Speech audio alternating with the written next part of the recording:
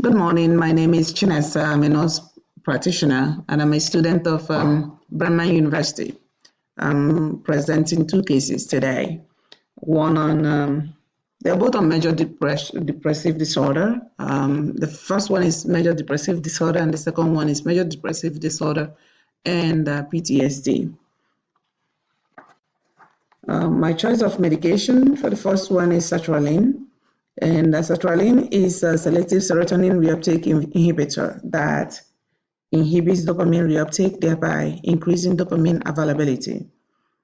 Increase in dopamine neurotransmission by sertraline affects the dopamine reward pathway and exerts a unique antidepressant effect. Sertraline is used to treat major depressive disorder, obsessive compulsive disorder, PTSD, PMDD, OCD. Major depressive disorder, another name, the acronym is MDD. Major depressive disorder is a chronic relapsing illness. It causes significant impairment in patients who experience the illness. Initial episodes often occur in adolescence, although it may first occur in late life. Periods of MDD exacerbation are marked by feelings of failure, inability to think positively about current life events or the future, and suicidal thoughts. Both genetic and environmental influences increase an individual's risk of MDD. Periods of remission can last for many years, during which patients lead normal lives. Stressful events can serve as triggers to relapse. Increase in monoamine oxidase expression and decrease in brain levels of serotonin and norepinephrine are linked to depressive disorders. Sertraline dosage for major depressive disorder. Sertraline comes in 50 to 200 milligram daily, but starting dose is 50 milligram orally daily. And it may be increased by 25 to 50 milligram daily every week. Maximum is 200 milligram daily. Tapering dose slowly is recommended to avoid withdrawal. Adverse effect profile of sertraline. It decreases sex drive. It can cause weight gain, dry mouth, fatigue, nausea, insomnia. Equal number of patients find it sedating and energizing. It has low rate of nervousness and anorexia. Sertraline has a long half-life. The half-life is about 26 hours, and the drug metabolite stays in the body up to 62 to 104 hours.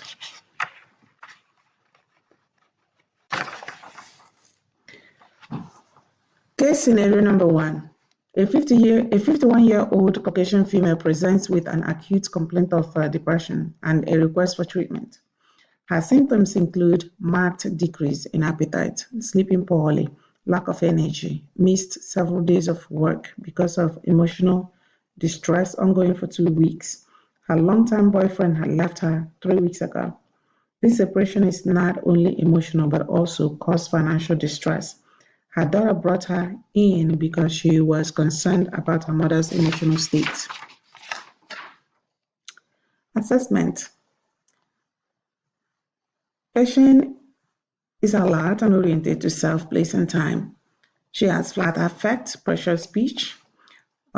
Screening tools and clinical interviewing were utilized. And her psychomotor skills assessment, she has low responses. She denied suicidal thoughts or homicidal ideation.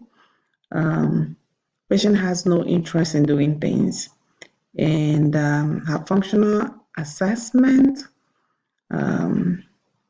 she has stopped doing the things she loved to do since onset of symptoms 3 weeks ago consistently. And patient scored positive on mood assessment, where positive indicates most depressed. And she has been non-adherence to past medication use. She used to be on fluoxetine, but She self-stopped the use because she said it wasn't working.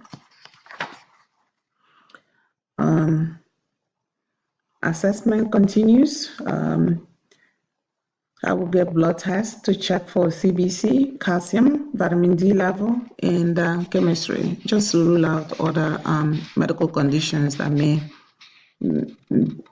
may also be ongoing with her. Her diagnosis, based on her history and assessment, her history of illness presentation assessment, is a major depressive disorder.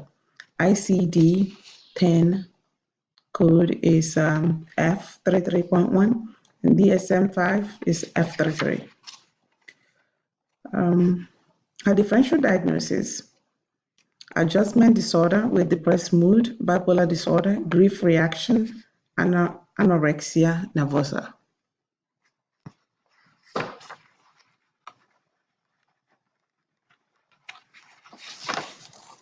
Intervention: sertraline 50 mg daily for the first week, increased to 75 mg the second week, and further to a dose of 100 mg.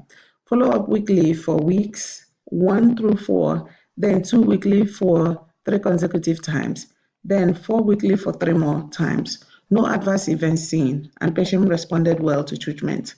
Clinical assessment were done at every visit. Interpersonal counseling and support, CBT referral for interpersonal therapy was also initiated.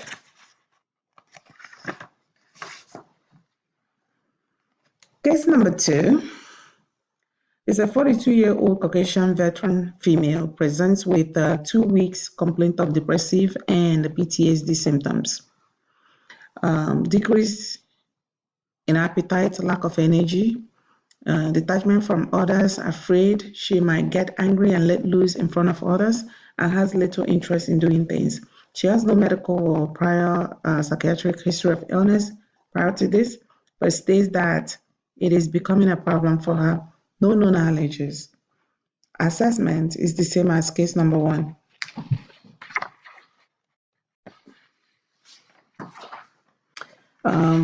Her diagnosis is major depressive disorder and PTSD. Case number 2, medication was switched. The medication that case number 2 was started on is Prozac, because it is used to treat PTSD as well as major depressive disorder.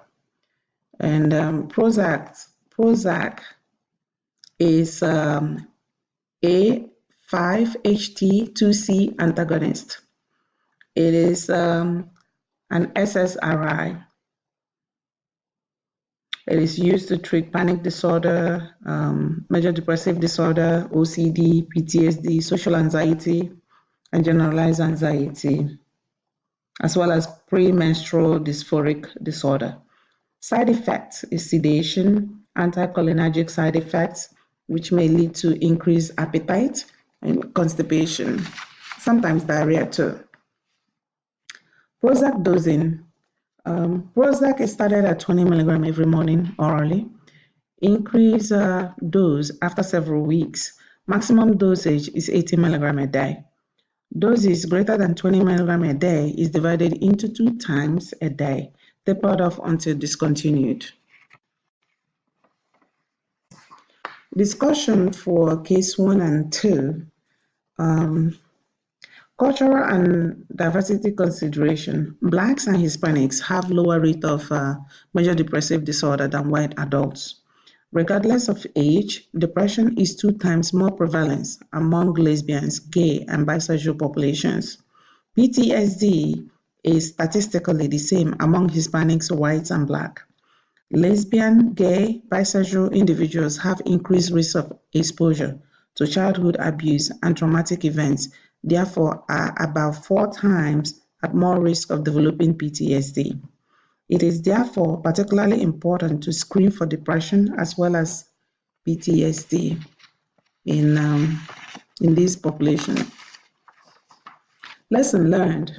Doing the research and the readings are important exercise that has helped me understand better and be able to differentiate between the classes of psychotropic medicines, their side effect profile, and when they are appropriate to be used. Thank you. This is the end of my presentation.